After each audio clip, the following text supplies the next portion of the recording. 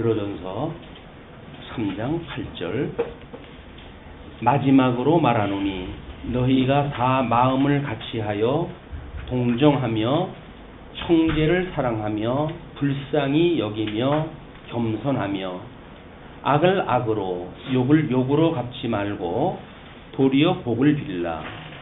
이를 위하여 너희가 부르심을 받았으니 이는 복을 이어받게 하려 하심이라.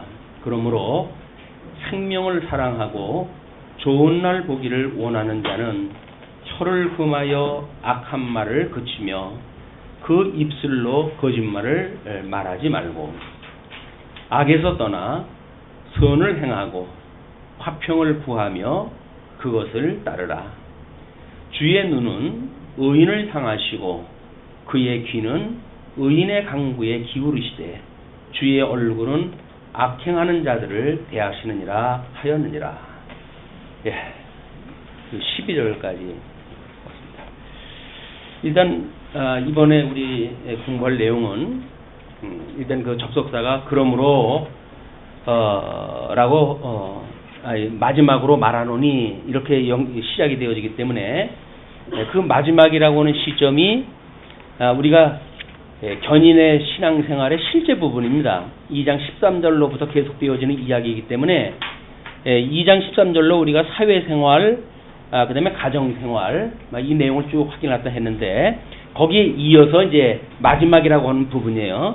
물론 우리가 마지막이라고 하는 부분을 개인생활로 해가지고는 4장까지 나눠놓았고 5장에는 다시 교회생활로 이야기를 했는데 마찬가지로 교회생활이나 개인생활이나 신앙생활에 대한 부분이기 때문에 지금 마지막으로 말하노니 이거 연결되어진 이야기로 이제 진행이 되어집니다. 그런데 오늘은 특별히 이제 또 노아의 이야기가 나오고 하기 때문에 구약 성경서부터 전반적으로 한번 구도를 살펴봐야 될 것 같아요. 그래서 우리가 사도신경을 중심으로 해가지고 한번 성경을 확인하도록 해봅니다. 사도신경에 우리가 전능하신 하나님 아버지를 내가 믿사오며 그렇게 이야기해요. 전능하신 하나님 아버지, 이건 우리가 이제 성부 하나님을 이야기한다. 성부 하나님을 내가 믿사오며, 그리고 이제 두 번째로 해서 우리 예수 그리스도 독생자 예수 그리스도를 믿사오니 이렇게 이야기를 해요. 예수 그리스도, 우리 이제 독생자 예수 그리스도. 근데 이거는 이제 우리 성자 하나님에 대한 이야기예요. 사도신경을 외울 때. 근데 우리 독생자 예수 그리스도는 성령으로 잉태하사 이렇게 이야기를 하죠. 성령으로 잉태하사 동정녀 마리아에게 나시고, 이렇게 동정녀 마리아에게 나시고, 본디오 빌라도에게 고난을 받으시고, 그리고 십자가에 못 박아 죽으심을 당하시고 사흘 만에 부활하사, 그리고 이어지는 이야기가 하늘에 오르사 그렇게 이야기를 해요. 하늘에 오르사, 그 다음에 하나님 보좌 우편에 앉아 계시다가 이거로부터 산 자와 죽은 자를 심판하러 오시리라, 재림하시리라, 이렇게 이제 신앙 고백을 했어요. 근데 성자 하나님에 대한 걸 이렇게 이야기를 하고 성령 하나님을 믿사오며 이렇게 이야기를 하죠.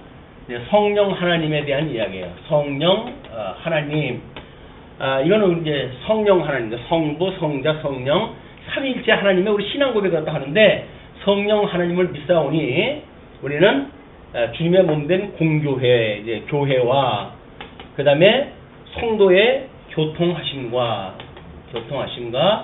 그리고 우리가 용서하여 주실 것과 사죄, 그리고 용서하여 주시고, 그리고 우리를 이제 이 심판으로부터 사죄하시고 우리 몸의 부활을 이야기하신 다음에 그 다음에 영원한 생명을 얻을 것, 영생할 것을 내가 믿습니다 라고 신앙 고백을 했어요. 예배를 할 때마다 우리가 이게 사도신경을 중심으로 해가지고 구약성경서부터 요한계시록에 이르기까지의 모든 성경 하나님의 말씀을 가지고 신앙 고백을 한 거예요.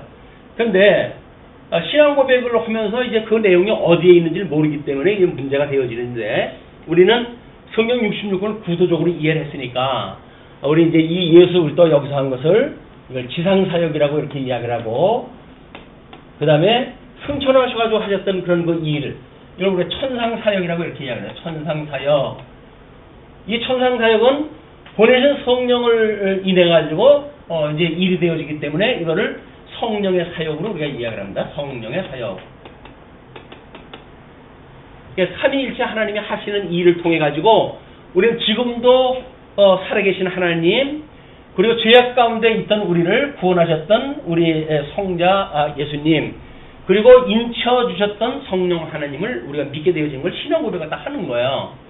그런데 이제 그 우리 3장 8절서부터의 전체의 내용이 개인 생활이라고 하는 장르로 이제 시작이 되어지기 때문에 거기에 요한복음 15장 18절서부터 21절까지 그 성경 구조를 인용이 되어져 있는데, 한번 우리 하나님께서는, 성부 하나님께서는 이렇게 언약을 하신 것을 메시아 우리 그리스도를 보내주심으로 해가지고 성취하신 분이란 말이에요.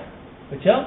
하나님은 언약을 하시고 그리고 성취를 하셨는데, 메시아를 언약을 하시고 그리스도로 성취가 되어진 이런 그 내용이기 때문에 우리 예수님이 성취하셨던 그런 그 내용 중에 이때 복음서에서 이야기했던 내가 이렇게 출생하고 고난받고 죽으시고 부활할 거야 라고 이야기를 하는 이 고난에 대한 이야기를 뭐라고 이야기를 하셨냐면, 우리 그 요한복음 15장 18절로 21절 말씀입니다. 세상이 너희를 미워하면 너희보다 먼저 나를 미워한 줄을 알라.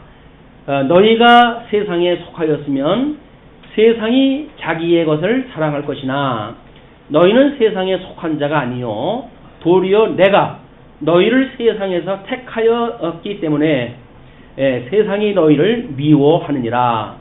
내가 너희에게 종이 주인보다 더 크지 못하다 한 말을 기억하라.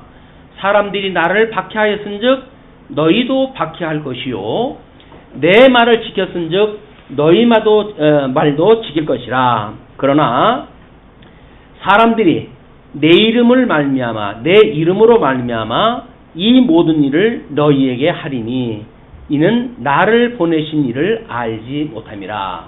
지금 예수님이 구약 성경대로 오셨던 메시아라고 하는 사실이 선포되어졌는데도 불구하고 이제 유대인들은 그 예수님을 알아보지 못하고 끝내 십자가에 못 박아 죽이지 않습니까?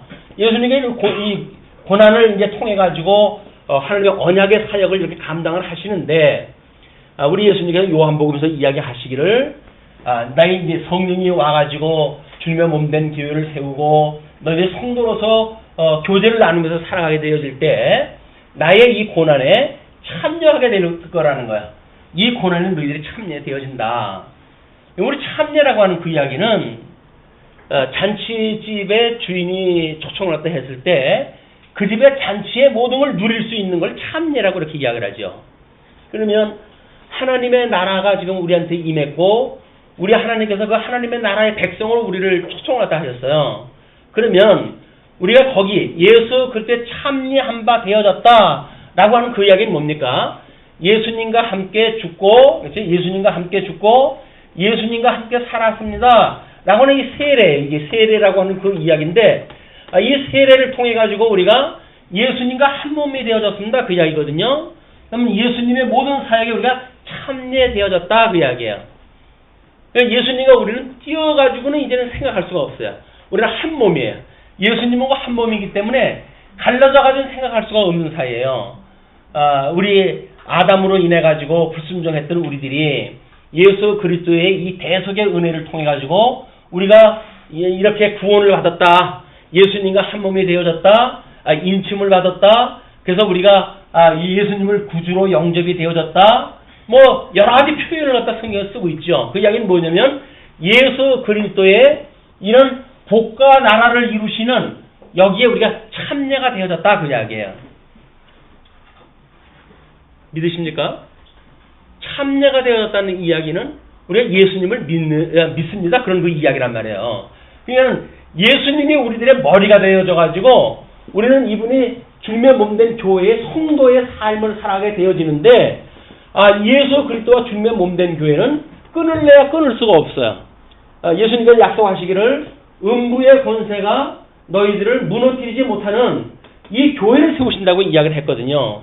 그래서 우리 주님 오시는 날까지 우리 주님의 몸된 교회를 우리를 이렇게 지켜가실 거예요. 그래서 공교회와 이 성도의 교통과 그 다음에 우리 죄를 용서해 주실 것과 우리가 이 몸에 다시 살아날 것과 영원히 사는 걸 믿는 믿음 가운데 주님께서 우리를 붙들고 계시다가 마지막 날 심판으로 오시는 그날 우리를 영원한 생명으로 부활시킬 거예요. 이거 믿지 않는 사람들은 이제 영원한 사망으로 해야지 부활이 되어지겠죠. 이걸 우리가 지옥에서 산다고 이야기를 하는 거예요. 우리는 천국에서 산다고 이야기를 하는 겁니다. 이거는 영원한 세계에서 이루어질 것이지만 지금 실체적으로 예수님이 이루시는 이 세계는 이것이 지금 우리가 믿음으로 이걸 살아가는 세계니까 믿음으로 우리는 이 세계를 사모하며 살아가요. 주님께서 마지막 날 우리 영원한 생명으로 우리를 구원하실 거야. 이걸 믿고 우리가 살아가게 되어진단 말이에요. 근데 이렇게 이제 전 성경 구조를 가지고 보았을 때 8절에서 마지막으로 말하노니 너희가 다 마음을 같이하여 동정하며 형제를 사랑하며 불쌍히 여기며 겸손하며 그래가지고 5가지의 형용사를 동원을 하다 해요. 자, 우리 이제 성도가 예수 그리스도의 이 나라의 백성으로 참여가 되어졌어요.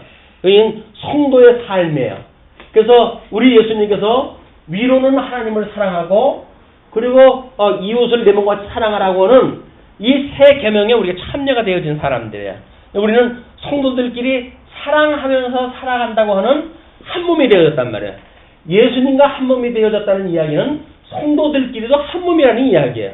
이걸 우리가 지체라고 이렇게 하는데 지체. 우리 몸에 손도 있고 발도 있고 뭐 여러 가지 지체를 가지고 있잖아요. 그런 것처럼 이제 모든 우리들의 이 성도들은 한 몸이 되어진 거예요. 이걸 한 몸이라고 이렇게 이야기를 해요. 우리 이 교회라고 하는 거는 한 몸이에요. 한 몸. 떼어가지고 생각할 수가 없는 거야. 우리 그리스도와도 떼어가지고 생각할 수가 없어요. 이 성도들끼리도 떼어가지고 생각할 수가 없어요. 근데 이게 떼어가지고 생각되어지는 거를 우리가 육체의 소욕이라고 이야기를 하는 겁니다. 성도가 살아갈 때 우리 이제 주보에 그렇게 소개가 되어드렸죠.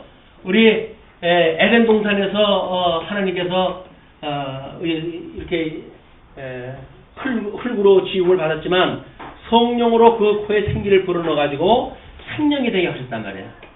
그런데 아담의 불순종으로 인해 가지고 타락되어졌어요. 우리가 타락인이라고 이렇게 이야기해요. 타락인. 이걸 원인이라고 이렇게 이야기를 했고 이걸 타락인이다. 이 타락인은 철저하게 사망의 종로로 타는 이제 존재예요. 그래서 이 타락인이 살아간다는 이야기는 결국 에덴 동산을 내쫓겼을 때에 우리 이 어둠에 우리를 버려두어가지고 어둠에 버려진 상태로 하나님이 어떠한 분인가를 모르고 그리고 인간들이 자기네들이 주체적으로 뭘 살아간다고 착각하는 세계, 이것이 이 사망 권세가 주장하는 세계거든요. 근데 우리 둘째 아담이신 예수님을 통해 가지고 우리가 중생이 되어졌어요. 그래가지고 우리 영은 죽었던 영이 다시 살아났고 우리들의 이 육신은 유감스럽지만 아직도 사망 권세 아래 놓여 있는 거예요. 그래서 이 육신의 소욕을 따라 살아가는 일들이 때로는 우리는 각자의 개인적인 생각을 할 수가 있어요. 근데 이것이 뭐 부부 생활로 우리가 확보가 되어져요. 부부 생활이라고 할 적에도 내 육신에 대한 문제를 조금 더 확장시키게 되면 부부의 문제가 되어지겠죠. 이거 조금 더 확장시키게 되면 그럼 이게 사회생활인 거예요. 예수님을 우리가 그리스도로 믿는다고 하지만 우리 육체의 소욕으로 살아가는 우리의 삶이 개체적으로 전부 나뉘어져 있을 적에 부부의 삶도 여전히 사망 권세에 의해서 살아가는 삶이 되어지고 사회생활은 모든 구성원들도 여전히 사망 권세의 주장 아래 살아가게 되어지는 조직이 되어지는 거예요. 이제 이렇게 되어지니까 결국 우리가 이제 예수님을 믿느냐, 성령의 소욕을 따라 살아가느냐, 아니면 육체의 소욕을 따라 살아가느냐 라고는 개인의 문제를 생각할 적만 우리가 어떤 이렇게 사단에 매인바 되어졌구나 생각하지만 이걸 조금 더 확장시키게 되어지면 부부의 문제 또는 가정생활에 대한 문제 또는 사회생활에 대한 그 문제까지도 확정되어지고 모든 문화생활이 결국은 뭐의 종로로 타는 겁니까? 사망 권세에 의해서 우리가 조종노릇을 하는 거예요.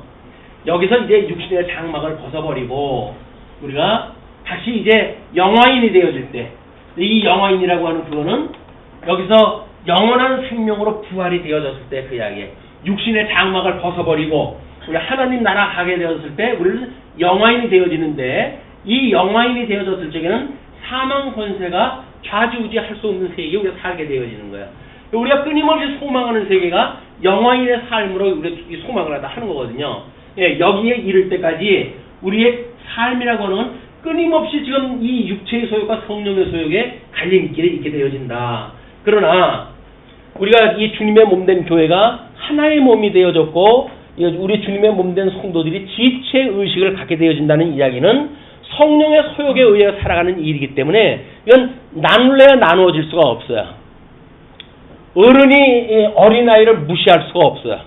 오히려 어린아이는 존중의 대상이고 보살핌의 대상이지 믿음이 어리다고 해가지고 넌 돈도 못 벌어오니까는 그냥 아무 부모들의 영향도 받지 못하도록 소외시킨다든지 이런 건 가정이 아니겠죠. 가정이라고 하는 것은 오히려 연약한 지체일수록 더욱 보살피는 거예요.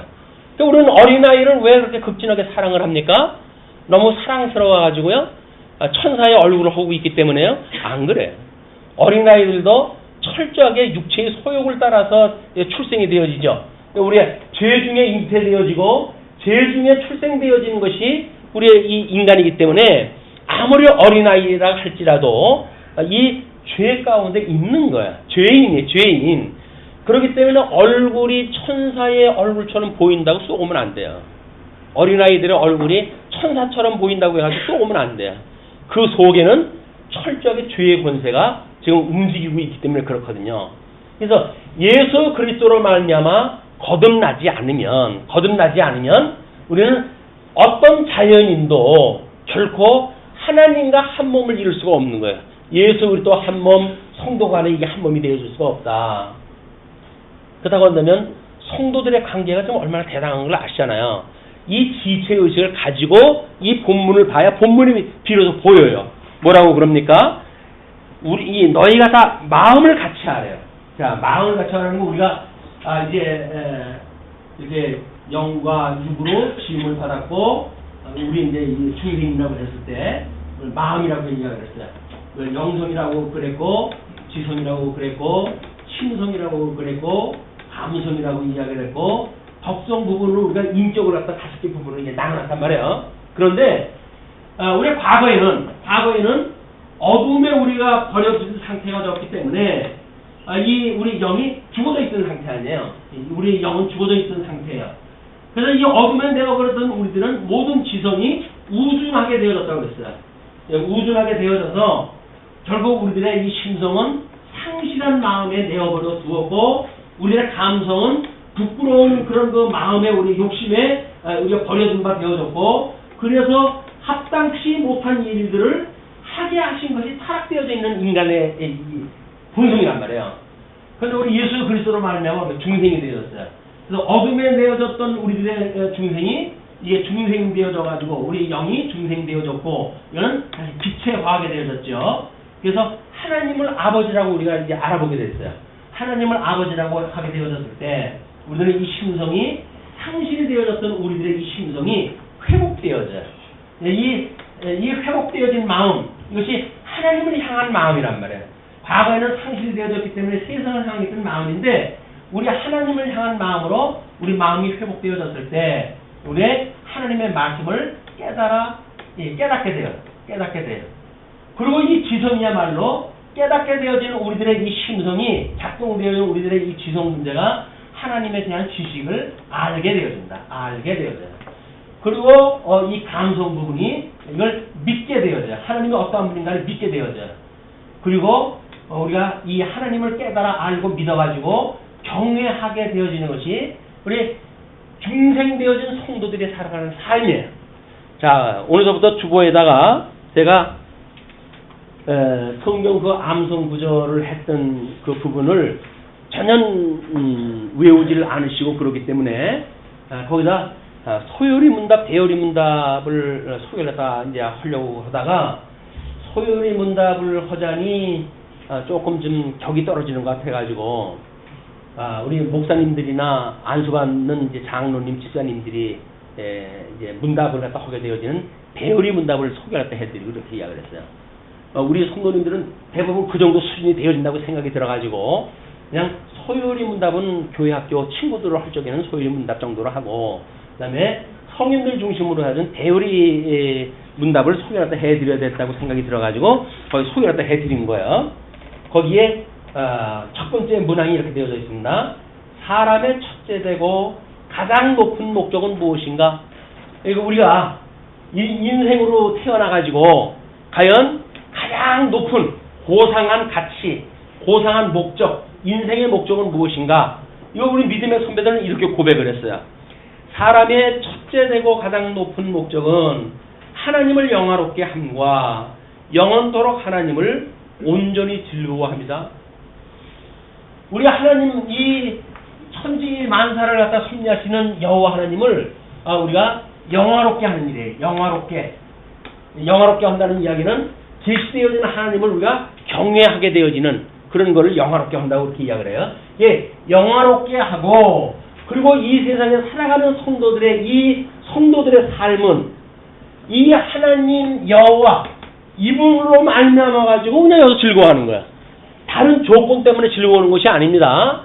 우리 원수되어서 알지 못했던 하나님을 우리 구속주 예수 그리스도를 인해 가지고 구원을 시켜 주셔서 하나님의 자녀로 삼아 주셨다고 하는 것이 깨달아지는 순간 우리 모든 성도들은 그 하나님만으로 우리는 즐거워요. 다른 조건이 있어서 즐거운 게 아니에요. 이 마귀, 이 음부의 권세가 우리가 유혹을 갖다 하는 것처럼 뭐 돈이 많으면 좋고 건강하면 좋고 또 뭐 종지로우면 좋고 라고 하는 걸로 하는 것은 세속적 가치란 말이에요. 이 세속적 가치인데 가장 고상한 이런 그 가치 그걸 우리가 목적적 가치라고 이렇게 이야기를 하지 않았습니까? 그 목적적 가치는 이 세속적 가치와는 다르게 그냥 이 하나님 한 분만으로 즐거운 거야. 뭐 연애 못하는 사람은 모르겠지만 우리 연애할 적에 그냥 그니가 함께 있으면 좋은 거예요.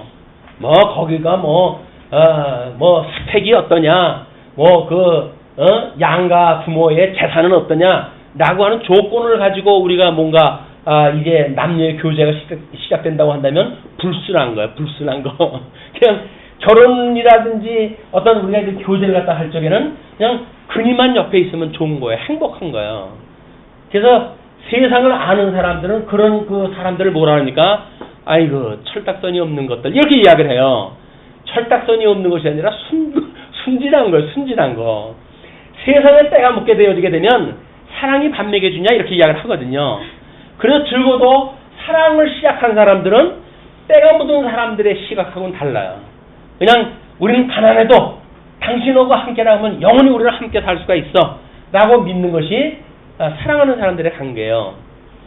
자, 일반 계시적으로도 그걸 깨닫게 하셨는데 우리가 예수 그리스도를 남편으로 모시게 되어졌잖아요.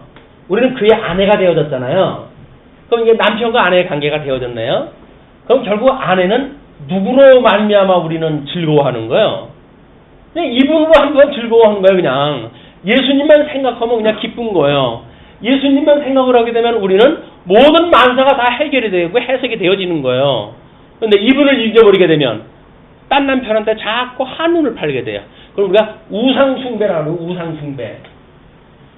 우리 주님이 주시는 조건, 이 만사를 언약대로 이루시는 이 대단한 전능하신 하나님, 이분이 전능하신 하나님인데 뭐가 2%가 좀 부족해.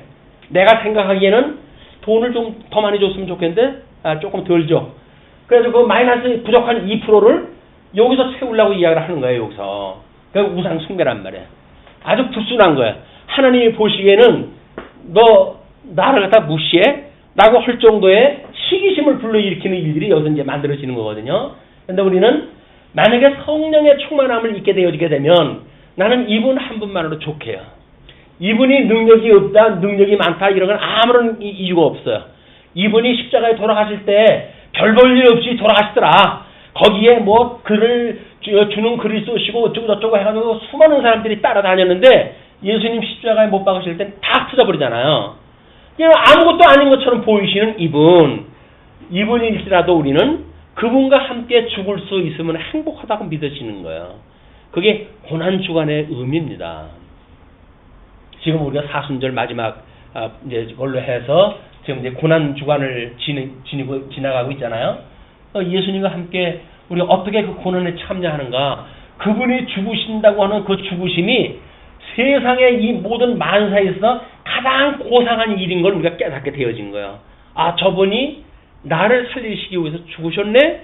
라고 하는 걸 깨닫게 되어지는 일이니까 그를 겨우 나를 위해서 죽으셨다고 보여지질 않고 능력이 없어가지고 죽는 그래가지고 하나님을 저주하고 그리고 죽어버려라 라고 했던 욥의 그 망나니 같은 부인처럼 그렇게 이야기를 하게 되어진단 말이에요.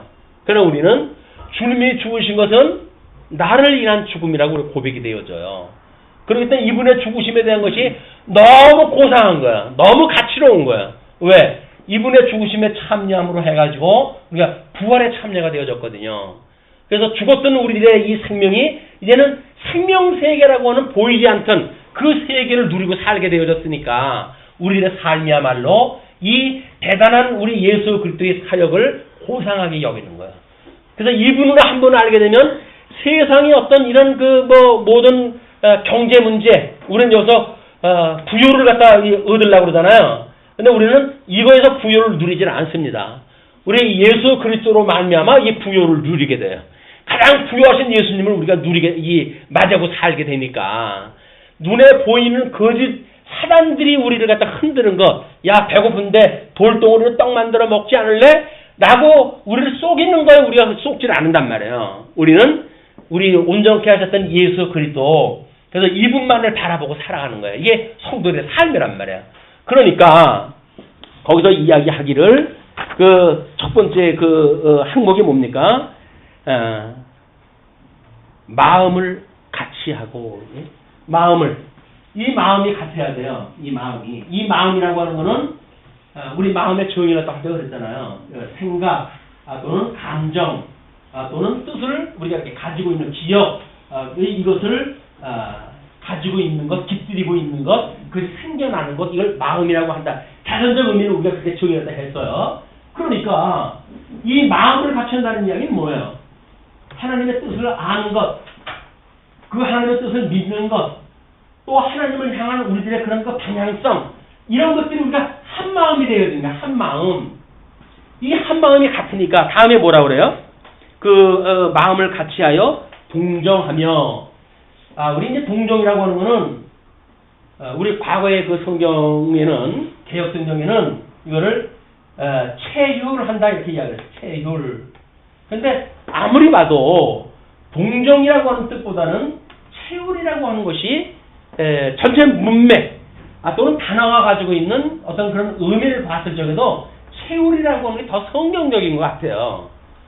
쉬운 말이죠. 동정이라고 하는 거는 우리가 이 같은 동자에다가 이 어떤 이 정을 갖다 같이 한다는 그런 그 이야기니까. 근데 여기는 동정을 그렇게 보지는 않잖아요. 뭔가 가엾은 사람들을 우리가 이렇게 보살피는 일을 동정이라고 이야기를 하잖아요. 이건 정을 같이 한다고 하는 자전적 뜻으로 본다고 한다면 체휼이 되는 의미예요. 체휼. 그러니까 예수 그리스도가 우리를 구원하시기 위해서 십자가에 못 박아 죽으심을 당한 것, 여기서 우리가 이제 출생하고 고난당하고 십자가에 죽으시고 이렇게 했던 이야기는 예수 그리스도의 비하의 신분이라고 그랬어요. 낮아지시는 신분. 이 비하의 신분을 통해 가지고 우리 이 참 인간이 돼 가지고 인간의 모습을 우리 주님께서 체휼하시기 위해서 직접 오신 거예요. 하나님과 동등됨을 취하지 아니하시고 인간의 몸을 입고 이 땅에 친히 낮아지셨단 말이에요. 왜? 낮아 있는 우리들을 체휼하시기 위해서. 이게 체휼되지 않으면 우리는 성도 간의 아픔을 몰라요. 성도 간의 아픔을 모르고 뭐 비웃고 이렇게 하는 거는 한마디로 난 구원 안 받았어요 라고는 신앙 고백입니다. 왜? 만약에 예수님이 우리한테 이렇게 우리를 위해서 죽으셨는데 이거 능력도 없고 힘도 없고 그래가지고 십자가에 못 박아 죽으심을 당하십니까? 이렇게 저주하는 거나 똑같은 이야기라 그 이야기예요. 우리가 형제지간에 이 지체 간에 우리가 이렇게 교제를 나눈다고 하는 그런 거 이야기는 채유라는 거예요. 함께 아픔에 공유하는 거예요. 그래서 우리 아마 그 뭐 로저스라고 하는 어떤 심리학자가 그런 그 이야기가 했어요. 그 사람은 그냥 심리학자예요. 근데 이제 진솔성, 진솔을 하고 그다음에 수용성, 그다음에 공감성, 이것이 심리학의 특성이에요. 그 사람이 로저스라고 하는 이 심리학자가 심리학을 이제 어떤 심리적으로 상담을 갖다 해야 되는데 상담자는 진솔해야 되고 그리고 피해 담당자가 이야기하는 걸 받아들여야 되고 뿐만 아니라 공감을 갖다 해야 된다고 이렇게 이야기를 했어요. 이런 원칙이 없으면 상담이 이루어질 수가 없는 거야. 그러니까 복음을 가지고 이 성경 말씀을 가지고 보혜사 성령이 우리의 상담사가 되신 분이거든요. 상담사라고 하는 상담이라고 하는 뜻은 보혜사를 이야기하는 거야. 그러니까 보혜사 성령이 오셔가지고 우리들에게 우리 이 진실한 하나님의 말씀이 무엇인가를 깨닫게 하시는 진리를 깨닫게 해야 이 진리를 깨닫게 되어져야 돼요. 그리고 우리는 그 수용이 돼야 돼. 그러니까 우리 주님께서 우리들을 이 믿음으로 받아들였다고 하는 그거를 믿음으로 받아들여야 되는 거예요. 그 우리 이걸 믿음이라고 해요. 이걸 진리를 믿게 되어지게 되면 그 다음에 공감하게 되어져. 한 몸이 되어졌다고 하는 걸 공감이 되어진단 말이에요. 이게 우리 공감성, 한 몸이라고 하는 지체의식이에요. 예수 그리스도를 우리의 머리로 여기는 그런 일이란 말이에요. 이게 가능하다는 이야기는 결국 성령이 우리들에게 성부 하나님께서 예정하시고 성자 하나님께서 우리를 구속하시고 성령 하나님께서 우리를 인치시고 라고는 삼위일체 하나님의 구속의 은혜를 누리고 있는 성도들이니까 여기서 이 마음을 같이 하고 그 이야기예요. 마음을 같이 하고 뿐만 아니라 그 마음을 같이 하고 그리고 또 동정하며 형제를 사랑하며 여기서 형제를 사랑하는 너무나 당연한 일이에요. 심지어 원수까지 사랑하라고 그러는데 여기서 더 지나가면 뭘까요? 여기서 이 원수예요. 원수. 이 원수 더 확장되면 우리 이 공격하는 원수들까지도 있다고요. 그런데 우리 이 지체를 사랑한다는 이야기는 확장을 해가지고 보게 되면 원수까지 사랑하라고 하는 하나님의 그 말씀에 우리가 접근되어지는 거예요. 자, 그러면 이 형제를 사랑하며 불쌍히 여긴다는 이야기는 뭐예요? 하나님을 우리가 아니까 이걸 우리가 이제 우리 과거의 그 성경에는 이걸 갖다 뭐라 그랬어요? 긍휼히 여긴다. 긍휼. 불쌍히 여기준단 말이에요. 왜 불쌍히 여길까요? 스데반 집사가 돌에 맞아 죽으면서 하나님 저들을 용서해 주세요. 이렇게 이야기해요. 저들을 용서해 주세요. 왜냐하면 저들은 지금 무엇을 행하는지 모릅니다. 라고 이야기를 했어요. 무엇인지 뭘 어디다 하는지 모른단 말이에요. 이 어둠의 권세에 의해서 살아가기 때문에 자기네들이 모르면 살아가는지 모르는 거예요. 진리 세계를 중심으로 해서 보았을 때 우리가 음부의 권세 또는 예수님을 믿지 않는 사람들 또는 육체의 소욕에 있는 사람들이 성도를 고통을 갖다 준다든지 미워하고 질시하고 시기하고 이런 그 마음이 있다는 이야기는 이 사람들이 참 진리의 세계를 모르기 때문에 나타나는 현상이란 말이에요. 뭐 어떤 부부가 오늘 아침에 오면서 싸웠다고 공개가 또 하더라고요. 싸웠다고. 어저께 밤까지만 해도 뼈 중에 뼈요 살 중에 살이라고 고백을 갖다 했던 부부인데 오늘 아침에 싸웠다고 고백을 갖다 해요. 그런데 다행이죠. 잠자리에 들을 때 싸웠으면 그건 뭐 언제 회개할 시간도 없이 그냥 밤을 맞이했을 텐데 아침에 일찌감치 싸웠으니까 회개할 시간이 충분하잖아요. 오늘 이제 강론 듣고 이게 이제 들으면서 아마 회개가 있으리라고 믿습니다. 긍휼히 여기지 않는 거는 사랑하지 않는 거예요. 왜? 상대방이 무슨 일을 갖다 했든지 그거는 우리가 내가 모르는 그 부분에 대한 걸 그분은 그럴 수밖에 없는 입장 아니겠어요? 그러니까 화를 내는 거예요. 나는 서인이 돼가지고 화를 안 내나요? 상대방이 뭘 아픈지를 모르기 때문에 난 그냥 지나가는 거예요. 상대방이 화를 내는 건 성격이 나빠서 화를 내는 것이 아니라 내가 하는 일이 얼마나 나쁜 일인지를 알고 있기 때문에 또 화를 내는 거예요.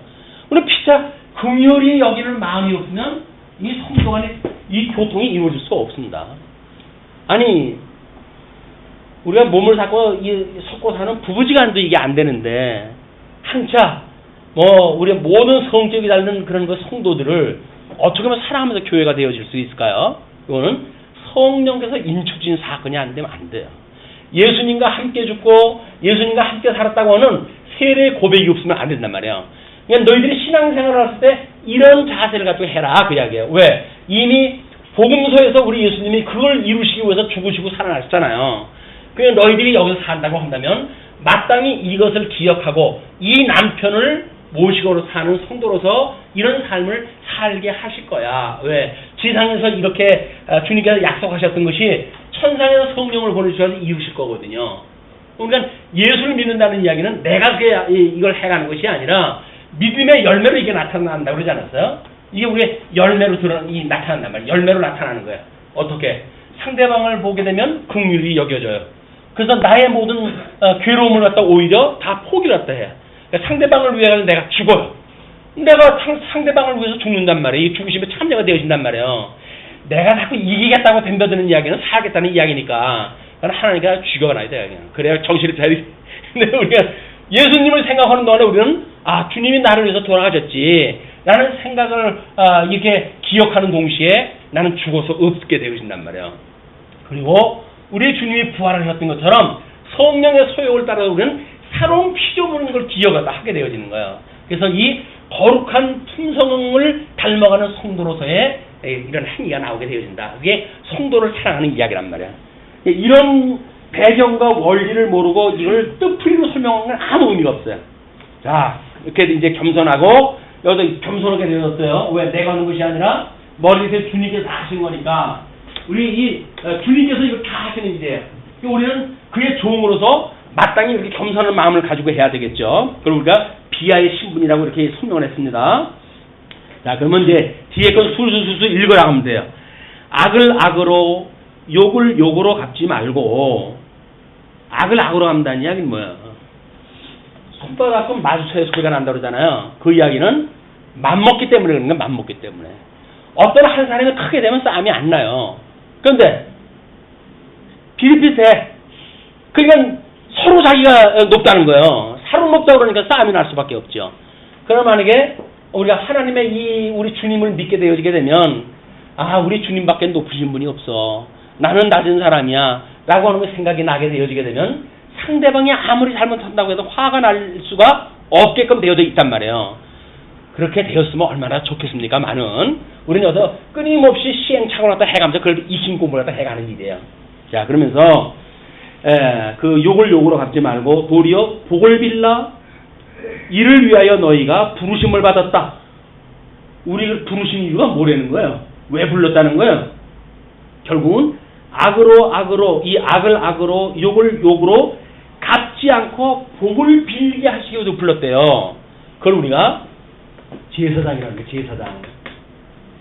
왕같은 제사장이 되어졌으니까 하나님과 원수 되어졌던 자들에게 이 생명의 말씀을 우리가 공급을 해가지고 그들로 하여금 하나님을 사랑하고 이웃을 내 몸과 같이 사랑하는 성도가 되어지는 복음을 증거하는 제사장이니까 이 제사장이 되어졌을 적에는 우리가 이렇게 그걸 위해서 우리가 주님께서 불렀다 그 이야기죠. 그러면서 성경에 이제 그런 예를 갖다 듭니다. 먼저 시편 37편 27절 말씀을 인용을 갖다 해가지고 이렇게 이야기를 해요. 그러므로 생명을 사랑하고 좋은 날 보기를 원하는 자는 철을 금하여 악한 말을 그치며 그 입술을 거짓으로 말하지 말고 악에서 떠나 선을 행하고 화평을 구하며 그것을 따르라. 구약에 언약되어졌던 것은 누가 이루셨겠죠? 우리 주님께서 이루셨죠. 이 지상 사역을 통해서 그걸 다 이루신 거예요. 그래서 낮아지셨단 말이에요. 그렇게 이 말씀을 응하시기 위해서 낮아지셨으니까 우리 주님께서 성천하고 성령을 보내주셨어요. 이제 그 예수 그리스도를 믿는 우리들은 마땅히 주님께서 이루셨던 그 언약대로 이루어질 거니까 너희들은 그렇게 믿음으로 살아가라 그 이야기. 믿음으로 살아가라. 그러면서 이제 또 이렇게 소개가 되어집니다. 주의 눈은 의인을 향하시고 그의 귀는 의인의 강구에 기울이시되 주의 얼굴은 악행하는 자들을 대하시느니라. 뭐 주의 눈이 의인을 향하셨거나 그것도 얼굴에 다 있는 거 아닌가요? 근데 왜 그걸 구분해 가지고 나설까요?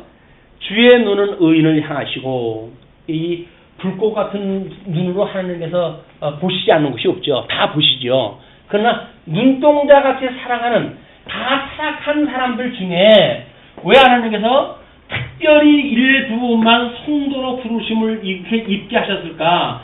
예수 그리스도로 말미암아 다 우리는 이 죄로 해서 죽어야 되는데 왜 우리들만 특별히 몇 사람을 구원하다 시켜주셨을까? 그것이 예수 그리스도의 구속의 사건이란 말이에요. 이 사람은 하나님께서 눈동자같이 우리 여기셔요. 눈동자같이. 하나님 앞에서 살지 않는 사람들이 다 없어요. 이 죄인들도 다 이 지옥의 사단의 권세들도 전부 하나님 앞에서 살아가는 사람들이에요. 이게. 그러니까 우리들은 하나님께서 우리는 특별히 하나님의 이 모든 절대 주권자 아래 살아가지만 특별히 우리는 눈동자같이 우리가 다 여기시고 여기서는 수많은 소음들이 일어날 거야. 여기서는 뭐 우리 이 사단의 권세 아래 살아가는 모든 사람들도 소원을 빌 거야. 그래서 뭐 이게 정월 초하루 날만 되면 그냥 떠오르는 태양을 보고 뭐 와글와글 얼마나 시끄럽겠습니까? 그런데 하나님과 귀를 열어가지고 이 귀를 특별히 열어가지고 성도들의 기도만 들으시세요. 이자들의 기도는 안 들으셔요. 성도들의 이 기도만 들으신단 말이야. 그래서 눈은 여기서 이야기를 하는 거예요. 눈은 의인을 향하시고 그의 귀는 의인의 강구에 기울이시되 주의 얼굴은 악행하는 자들을 대하시느니라. 하나님 면전에서 숨을 자가 없기 때문에 다 심판을 당할 수밖에 없는 거예요. 자, 이거를 이제 우리 신약성경에서 누가복음에서 이걸 이렇게 언약을 하셨어요. 누가복음 6장 27절로부터 36절까지.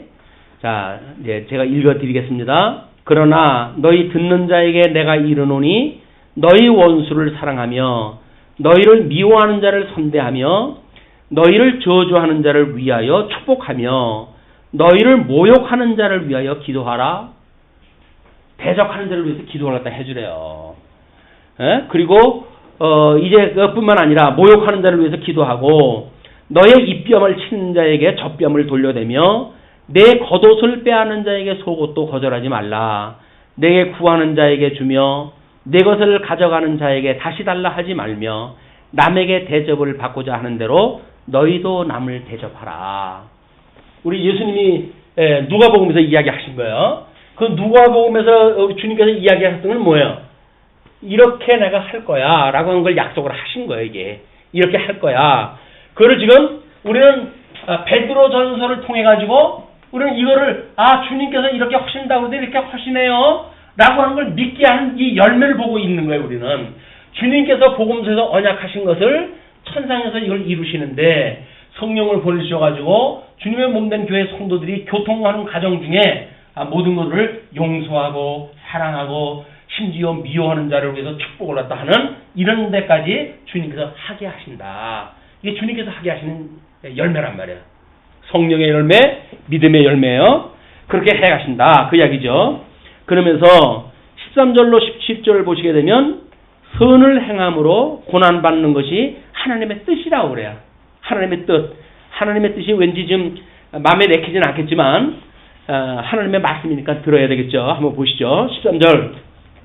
또 너희가 열심으로 선을 행하면 누가 너희를 해하리요? 열심으로 우리가 선을 행한다고 한다면 다른 사람들이 우리를 왜 미워하겠느냐 그 이야기예요. 근데 그럴까요? 그게 없기 때문에 반전이 일어납니다. 뭡니까? 그러나 의를 위하여 고난을 받으면 여기서 선을 행한다고 한다면 우리를 해할 자가 없어요. 그 사람들한테 입맛 좋은 대로 해주는데 왜 우리한테 화를 갖다 내겠어요? 그럼에도 불구하고 이제 우리가 선을 행할 때 화를 당하는 일이 있어요. 그것이 바로 뭐냐면 우리가 의를 위하여 고난을 받는 거예요. 하나님의 이 의, 진리, 말씀을 위하여 고난을 받게 되어지는데 그거를 받게 되어서 고난을 받는데 그러면 오히려 복 있는 자라네요. 그러니까 그들이 두려워하는 것을 두려워하지 말고 그들이 두려워하는 건 뭐예요? 여기서 우리들의 원수되었는들이 두려워하는 건 뭐예요? 이게 사망 권세가 너 내 말 안 들으면 죽어 라고 하는 죽음의 문제예요.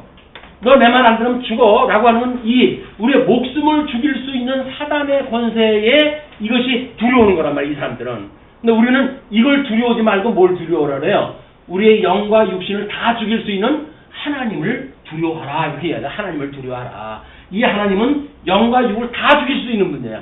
그러나 하나님을 모르는 이 사람들은 이미 영은 죽어져 있으니까 육신을 죽일 수 있는 이런 사단의 권세, 이들을 갖다 두려워하는 이 두려움에 너희들은 두려워하지 마라. 그러면서 이렇게 이야기를 합니다. 그들이 두려워하는 것을 두려워하지 말며 근심하지 말고 너희 마음에 그리스도를 주로 삼아 거룩하게 하고 너희 속에 있는 사망에 관한 이유를 묻는 자들에게 그렇게 이야기하고 우리가 그리스도를 주로 삼가지고 거룩한 삶을 살 때 우리는 물어봐요. 사람들이 당신이 가지고 있는 소망은 도대체 뭐냐? 왜 이 땅에서 고난을 받고 사는데 그거에 대해서 그 의연하게 살아가는 이유가 뭐냐? 라고 묻는 거죠. 도대체 무슨 소망이 있길래 너희들은 이런 것들을 우습게 여기느냐? 그런 그 이야기를 할 때 그 이야기예요. 뭐라 그래요? 그렇게 하라고 그랬을 때 소망에 관한 이유를 묻는 자에게는 대답할 것을 항상 준비하되 온유와 두려움으로 해라. 우리를 물어요. 묻는 거는 꼭 입으로만 묻는 것이 아닙니다. 가만히 관찰도 해요. 믿는 사람들 가만히 관찰할 때요. 저 사람이 믿는 것이 어떤가라고 하는 것이 묻는 거예요. 물을 때 우리는 여기서 하나님을 이렇게 위로는 하나님을 사랑하니까 하나님을 사랑하는 자세로 해가지고 우리 준비를 했다 할 적에는 어떻게 해야 되는 거예요? 그러니까 그거를 하나님에 대하여 항상 준비할 때 경외하는 마음, 두려움으로 해가지고 우리는 늘 이걸 조심을 갖다 해야 돼요. 하나님 앞에서 우리는 살아가니까 이게 하나님이 우리 앞에서 이걸 하는 거니까 기도도 또는 금식도 또는 구제도 다 하나님 앞에서 하는 것처럼 한단 말이에요. 두려운 마음으로 하는 거예요. 경외하는 마음으로 하는 거예요. 또 이웃을 사랑하라고 하는 성도들 간에 지체 간의 이 관계의 삶은 어떻게 하라고 그러는 거예요. 그러니까 거기에서 항상 준비하는 것이 온유함으로 하래요. 온유함. 왜? 우리 예수님이 온유한 어린 양의 그런 어린 양처럼 돌아가셨잖아요. 어린 양 대신 예수 그리스도를 믿는다고 한다면 우리는 그냥 온유한 거예요. 그냥 신성이 좋아가지고 부드러운 게 아닙니다. 예수님이 우리를 위해서 십자가에 못 박아 죽으셨다고 하는 것이 믿어지니까 1만 달란트 탕감받은 자들이 100데나리온 빚진 자를 용서 못 해준다는 이야기는 거짓말이에요. 그거는 1만 달란트 탕감받았다고 하는 걸 안 믿는 거예요. 그럼 내가 만약에 1만 달란트나 탕감이 받았다고 하는 게 너무나 고마워요. 하나님 앞에. 그렇다고 한다면 나한테 100데나리온 빚진 자 아이고 연명할 내가 다 탕감해 줄게. 그렇게 하지 않겠어요? 그건 그의 모든 죄를 용서해 주죠. 온유함으로 부드러움으로 너를 용서할게. 나는 그보다 더 큰 죄인인데 더 큰 죄를 우리 주님께서 용서해 주셨어. 그러니 당신이 나한테 했던 작은 죄 내가 기억지 않을 테니까 염려하지 마라. 이렇게 이야기를 하는 거예요. 그게 이제 오후 시간에 어떤 모습으로 드러나는지 오후 시간에 이제 확인을 다 하시기로 하고, 자 그렇게 하면서 그걸 이제 항상 그렇게 온유와 두려움으로 하고 선한 양심을 해라. 여기서 상실했던 이런 마음이 아니라 이 양심, 회복되어진 양심으로 해라. 양심, 착한 마음으로 양심을 가지라. 선한 양심을 가지라. 이는 그리스도 안에 있는 너희의 선행을 욕하는 자들로 그 비방하는 일에 부끄러움을 당하게 하여 함이라. 나중에 우리 주님께서 이제 와서 재림하다 하실 거 아니에요. 그런데 우리는 그들에게 모든 선을 당했어요. 다 했어요. 다만 하나님을 위해서 의를 행하다가 이 사람들이 미워한 일이 있잖아요. 그 일은 우리 주님께서 재림하시고 심판하시는 날 우리는 구원을 받고 그들은 우리를 핍박했다고 하는 이유로 해가지고 전부 징벌을 당할 거 아닙니까? 근데 그때 그들이 부끄럽게 한단 말이에요. 저가 오래 참고 우리들의 그런 모든 환난을 이겨내더니 끝내 그는 구원을 받고 우리는 망하는구나 라고 하는 걸 스스로 깨닫게 되어지는 일이 이제 벌어진단 말이에요.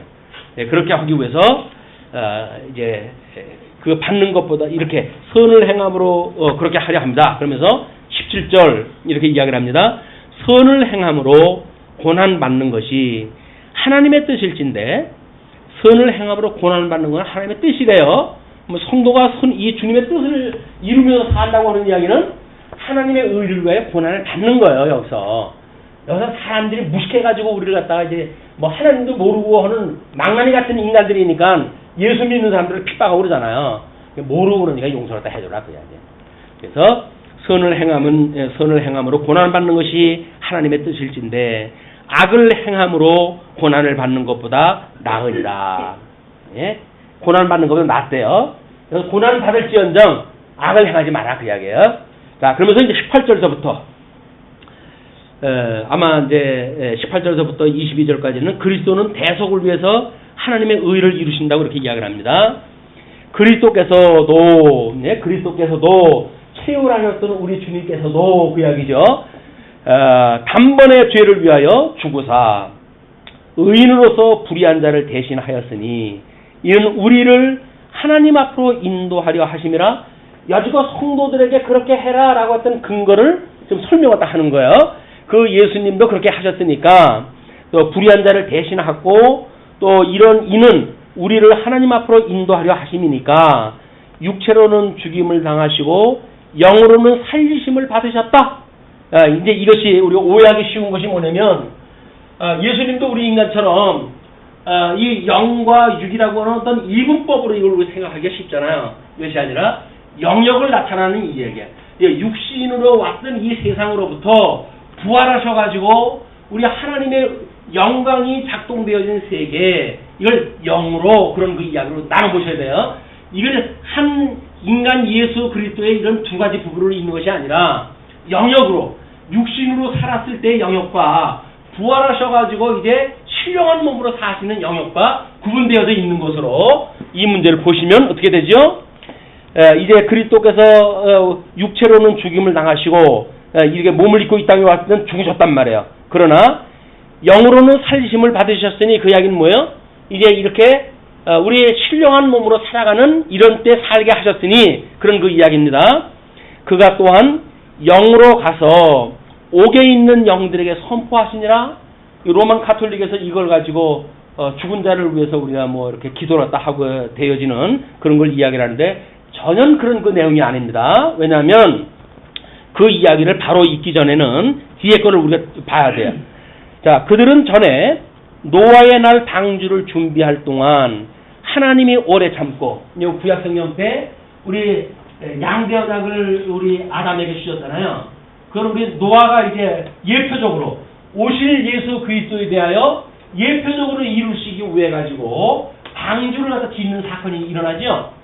그 방주를 짓는 그 기나긴 시간 동안 끊임없이 얘들아 심판이 온다. 하나님 나라가 이제 곧 임하게 되어진다. 이제 너희들한테 이 물심판이 임하게 되어진다. 다 회개하고 이 배에 타자꾸나 라고 해가지고 이 노아가 끊임없이 복음을 증거하잖아요.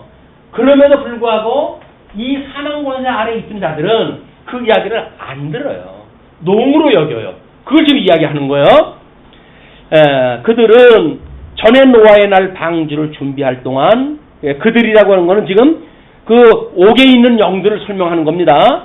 그들은 전에 노아의 날 방주를 준비할 동안 하나님의 오래 참고 기다리실 때에 복종하지 아니하던 자들이라, 불순종하던 자들이다 그 이야기예요. 방주에서 물로 말미암아 구원을 얻은 자가 몇 명뿐이니 겨우 8명이라. 이제 수많은 인생들이 있었는데 노아의 복음을 듣고 구원을 받는 자가 없었단 말이에요. 그런 것과 같이 우리 예수님이 와서 복음을 증거하는 지금도 수많은 사람들이 있지만 이 복음을 듣는 사람들은 얼마가 없다. 그런 그 이야기입니다.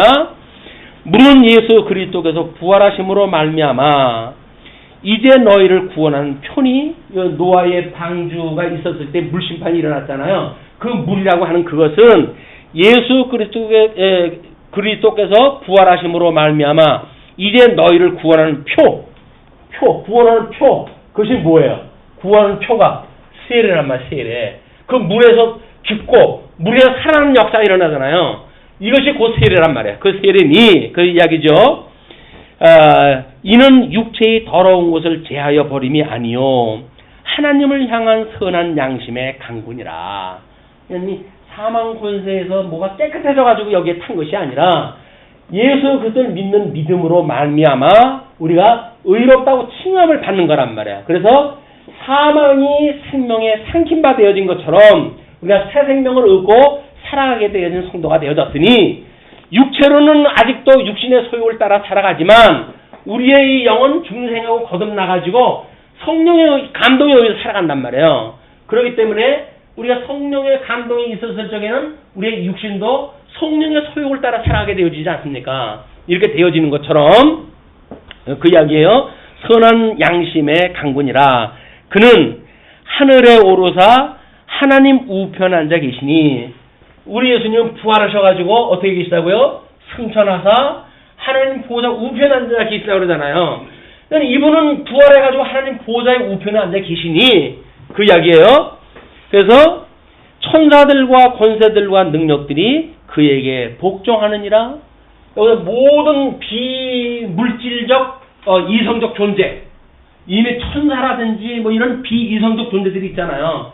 권세라든지 이런 것들도 있잖아요. 그것이 우리 이 우편에 앉아 계신 주님 앞에 다 있는 것이다 그 이야기예요. 이 주님 앞에 모든 능력이 있다니까요. 성도들의 살아온 모든 삶에 대한 영향력을 어디서부터 말미암는다고요? 주님께로부터 말미암으니.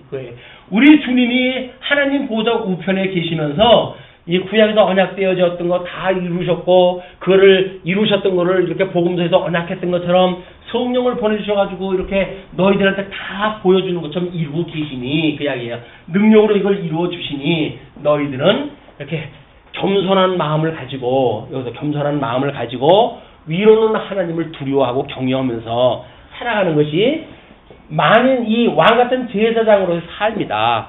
이것이 너희들을 죄 가운데 있던 너희를 불러낸 이유야. 단 하나의 이유가 그거란 말이야. 많은 제사장을 삼기 이 왕같은 제사장을 삼기 위해서 우리를 불러내신 것이 단 하나의 이유지. 여기서 뭐 대단한 걸 합니다. 내가 주를 위해서 뭐 목숨을 바칩니다. 주를 위해서 이럽니다. 저럽니다. 다 필요 없다는 거예요. 그 제자들이 그 예수님이 전도 여행을 보내잖아요. 둘씩 짝을 맞춰서 전도 여행을 보내니까 신났어요.